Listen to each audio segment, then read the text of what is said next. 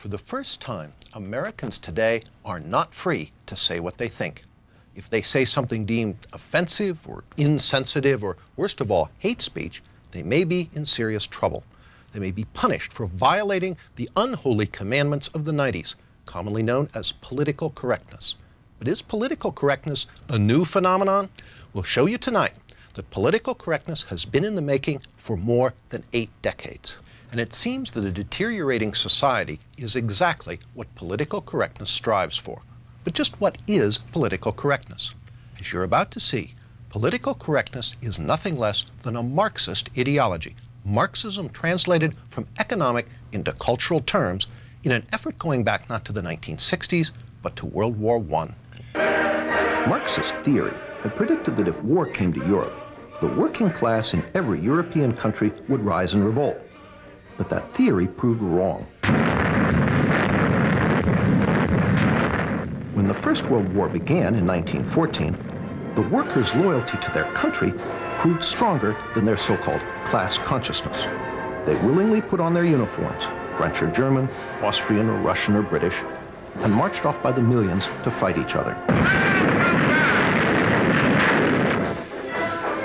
In 1917, a Marxist revolution did occur in Russia, but it failed to spread to Western Europe, again contradicting orthodox Marxist theory. At the war's end, Marxist theorists had to confront the question, what had gone wrong? Antonio Gramsci in Italy and Georg Lukács in Hungary believed they had the answer. Gramsci and Lukács argued that Western culture had blinded the working class to its true Marxist class interests. Before a Marxist revolution could take place, Western culture had to be destroyed. In 1919, Lukács, who was considered the most brilliant Marxist theorist since Marx himself, asked, "Who will save us from Western civilization?" That same year, 1919, Lukács became Deputy Commissar for Culture in the Bolshevik Bela Kun government in Hungary, where he launched a program of cultural terrorism. As part of that program, Lukács introduced a radical sex education program into the Hungarian schools. Political correctness, as we know it, was already beginning to take form. He tried to actually undermine the unity of the family, and that was one of the reasons that he tried to introduce sex education. Laszlo Pastor, a leader in the Hungarian resistance against the communist takeover of Hungary after World War II, explains why children were targeted. It's always much tougher to convert an adult, to do something what he was taught not to do. The program left great residual effects on Hungary. The only thing what we were permitted to accept as far as culture is concerned, what they were teaching, that was it. Free thinking was a very big sin. The Bela Kun government lasted only a few months, in part because the Hungarian working class was outraged by Georg Lukács' assault on traditional Western culture. But meanwhile, in Germany, a new attempt to create a Marxist critique of Western culture was taking shape. There, the wealthy young son of a millionaire grain trader, Felix Weil, wanted to establish a public policy institute, a think tank, to serve as a home for advanced Marxist thought. Modeled on the Marx-Engels Institute in Moscow, Weil's think tank was originally to be named the Institute for Marxism. Martin Jay, chairman of the history department at Berkeley, an author of a history of the Frankfurt School, explains why the name was changed to the Institut für Sozialforschung, the Institute for Social Research. But I think they were very interested in trying to avoid being overly labeled. So it's a fairly bland name, the Institute for Social Research. The Institute was affiliated with Frankfurt University in Frankfurt, Germany, and in time became known simply as the Frankfurt School. The Frankfurt School formally opened its doors on June 22, 1924, but it had already held its first seminar on theory in the spring of 1923. There, almost 24 Marxist scholars gathered for what Weil, the sponsor, called a Marxist study week. One of the participants was Richard Sorge, later a famous Soviet spy. Another was Georg Lukács. Lukács' writings on culture were the basis for much of the program. Almost half of the participants in this Marxist study week would later be affiliated with the Frankfurt School. Following Lukács's lead, the Frankfurt School would be the vehicle that translated Marxism from economic into cultural terms, giving us what we now know as political correctness. The Frankfurt School's first director was an Austrian Marxist economist, Karl Grünberg. Grünberg's principal effort was to firmly establish the Institute's Marxist nature. In his inaugural address, which opened the Institute's new building in Frankfurt, Grünberg said, "It has been our intention here from the outset to maintain uniformity in the way we look at problems and go about solving them. I too am one of the opponents of the economic, social and legal order which has been handed down to us from history, and I too am one of the supporters of Marxism. In the new research institute, Marxism will from now on have a home." Under Karl Grünberg, the Frankfurt School worked mostly on economic questions and the labor movement, conventional Marxist subjects. But in 1930, Grünberg was replaced as director by a young Marxist intellectual with very different ideas, Max Horkheimer. Horkheimer quickly began to use the Institute to develop a new Marxism, very different from the Marxism of the Soviet Union. First, recognizing the economic success of capitalism, Horkheimer announced that revolution was unlikely to come from the working class. The Frankfurt School would have to find a substitute. Well, this was the great question. The great question is there a surrogate for the working class? The Frankfurt School would not find an answer to this question until the 1960s. But meanwhile, Horkheimer moved to revive Lukács's work by making the culture, not the economy, the central focus of the Frankfurt School's work. As Martin J. writes in his History of the Frankfurt School, The Dialectical Imagination, if it can be said that in the early years of its history, the Institute concerned itself primarily with an analysis of bourgeois society's socio-economic substructure, in the years after 1930, its prime interest lay in its cultural superstructure. Indeed, the traditional Marxist formula regarding the relationship between the two was called into question. The key to the Frankfurt School's work on culture was the crossing of Marx with Freud. Just as classical economic Marxism argued that under capitalism the working class was oppressed, so the Frankfurt School used Freud to argue that under Western culture everyone lived in a constant state of psychological repression. So that there were radical Freudians during this period who had hopes of using psychoanalysis to end what Reich had called sexual alienation, which they saw as significant as economic alienation. The solution, according to the Frankfurt School, was not just a political revolution to overthrow capitalism, but a social and cultural revolution as well. To further the Institute's work on cultural issues, Horkheimer brought in some new blood.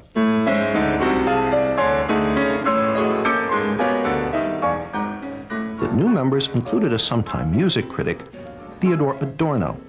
Martin J. sees this addition as critical. Well, Adorno is perhaps the most fecund and, I think, brilliant of all the members of the Frankfurt School. Another new member was Erich Fromm. Fromm, a practicing psychoanalyst, was noted for his radical Marxist social psychology. He pioneered the concept of sexual liberation and gender politics. According to Martin J., in Fromm's view, masculinity and femininity were not reflections of essential sexual differences. They were derived instead from differences in life functions, which were in part socially determined. Another piece of political correctness was falling into place. In 1932, Herbert Marcuse became a member of the Institute for Social Research. Marcuse would ultimately become the most important member of the Frankfurt School for the development of political correctness. In the 1950s and 60s, Marcuse would complete the translation of Marxism into cultural terms and inject it into the New Left. Martin J. sums it up. In which Marcuse in the United States represented the most radical inclinations of the school, in a sense continuing the work they had done in the 1920s and into the 30s, a work that was inspired by Marxist Hegelian philosophy, very interested in the crisis both of capitalism and liberal democracy, trying to find alternatives to the working class. As we've seen, the Frankfurt School, Marxist in origin, wanted to create a cultural revolution against Western society. And in the 1930s, they took their important first step. In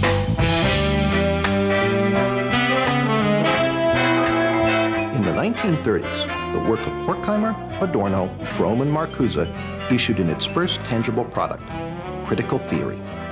The term critical theory is something of a play on words. One is tempted to ask, what is the theory? The answer is, the theory is to criticize. Through unremitting, destructive criticism of every institution of Western society, they hope to bring that society down. Critical theory is the basis for gay studies, black studies, women's studies, and various other studies departments found on American university campuses today.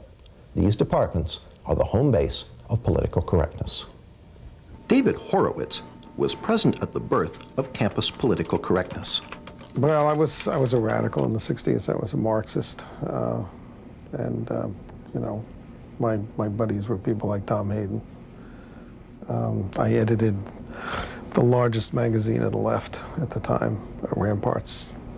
But the Frankfurt School was important in Marxism because they no longer believed really in the future. They only believed in destroying capitalism and destroying bourgeois democracy is what we would have called it.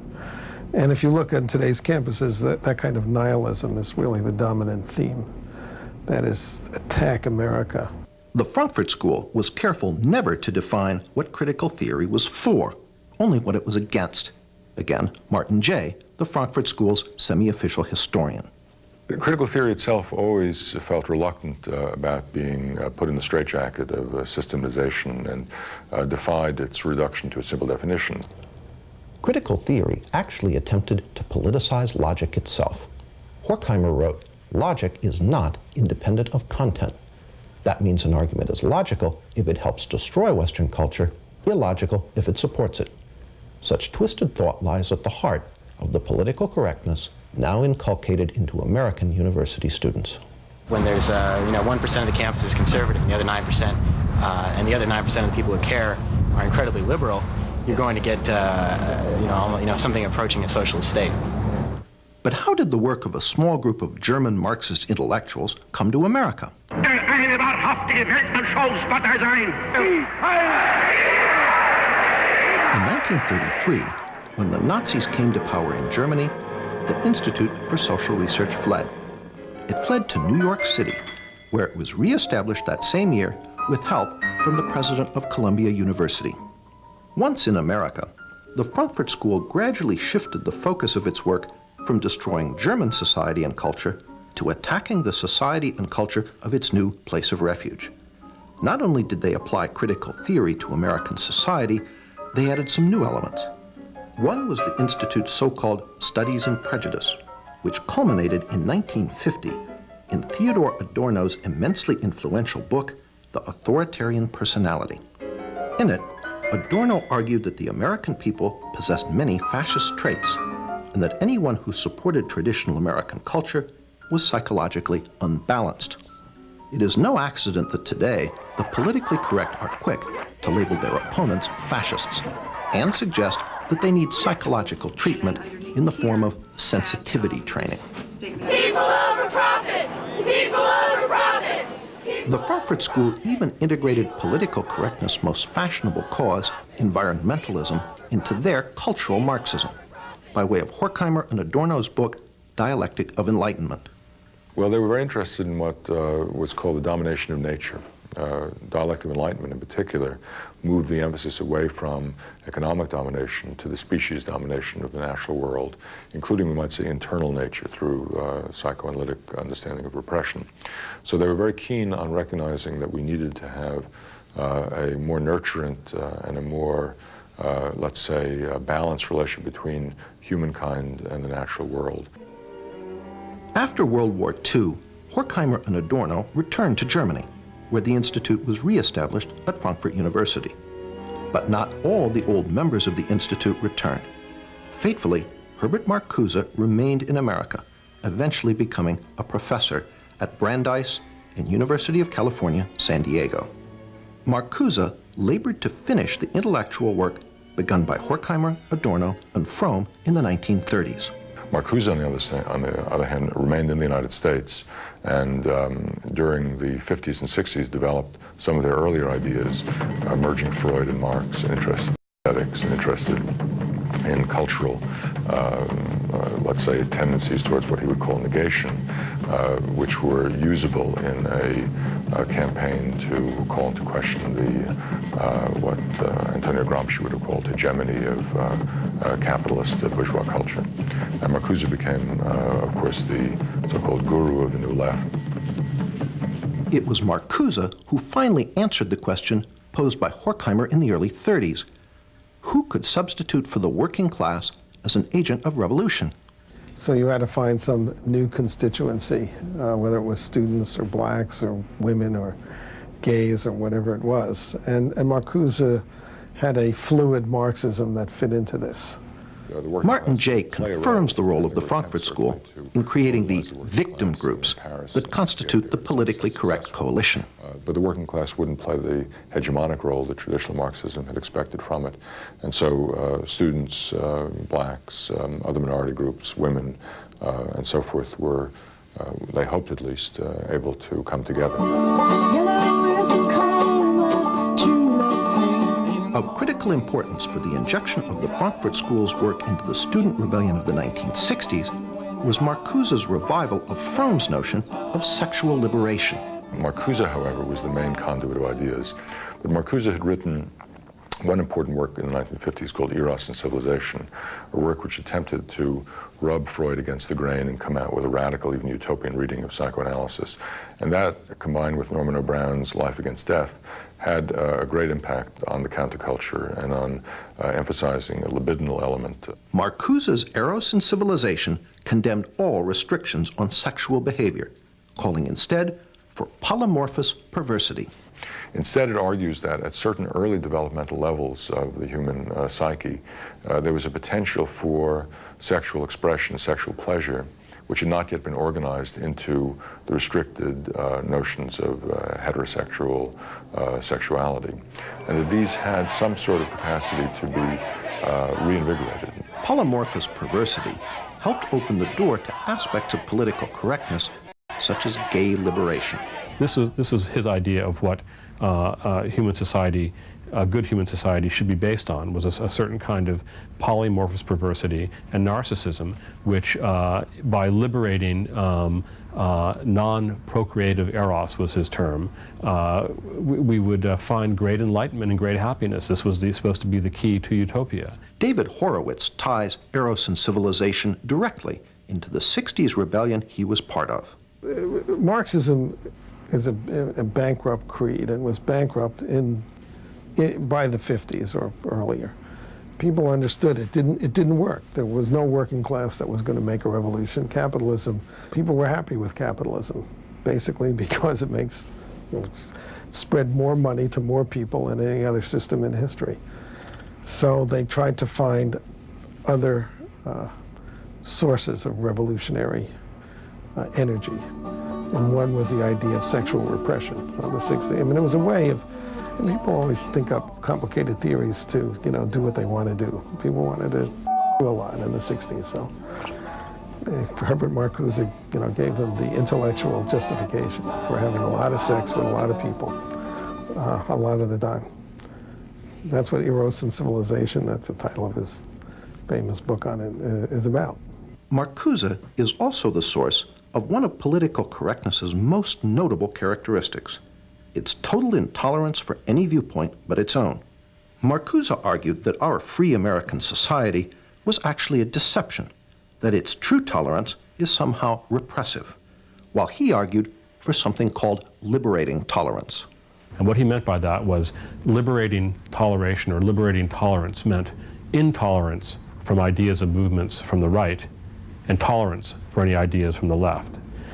It's a recipe for repression. Even Martin Jay, a great admirer of the Frankfurt School, admits the totalitarian aspect of Marcuse.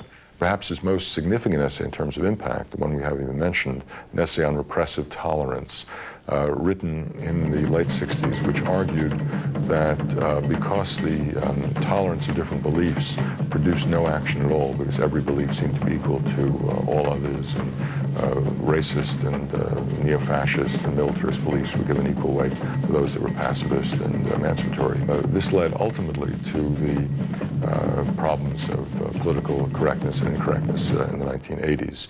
That is to say, if you had a strong notion of who was politically correct, you could then be intolerant of those who weren't. And sometimes this can be used as a license by people on the left to deny free speech to people they disagreed with. Through these works, Marcuse became the main agent of transmission of the Frankfurt School's ideas. Marcuse was a tremendously important influence on the thinking of young people in those days. He was one of the spiritual fathers of the movement. And through Marcuse, the New Left found the rest of the Frankfurt School. And then in the 1960s, they were rediscovered by students who looked back at the work they'd done and rediscovered a source of a non-traditional, non-communist Marxism, which they found as an inspiration for the student movement in the 1960s. Jay pays Marcuse the ultimate compliment as a revolutionary. He became a kind of celebrity. I mean, in Paris, there were banners that said Marx, Mao, and Marcuse. So he was, luckily because of the alliteration up there with a couple of pretty heavy hitters. And the consequences of the Frankfurt School's work now engulf us all. Martin Jay pays them due credit. Well, it's fascinating. If you compare them with other figures from the so-called Western Marxist tradition, they are perhaps more alive than virtually anybody else. Roger Kimball, although coming from the opposite political perspective from Martin Jay, agrees. The institution of the ideas of radical multiculturalism in the academy and what you might call its enforcement wing, namely the ideology of political correctness, testify to the vitality of some of those ideas, some of the ideas of the Frankfurt School. We asked former New Left leader David Horowitz what the members of the Frankfurt School, Horkheimer, Adorno, Marcuse, might think if they could come back and visit one of America's politically correct campuses today.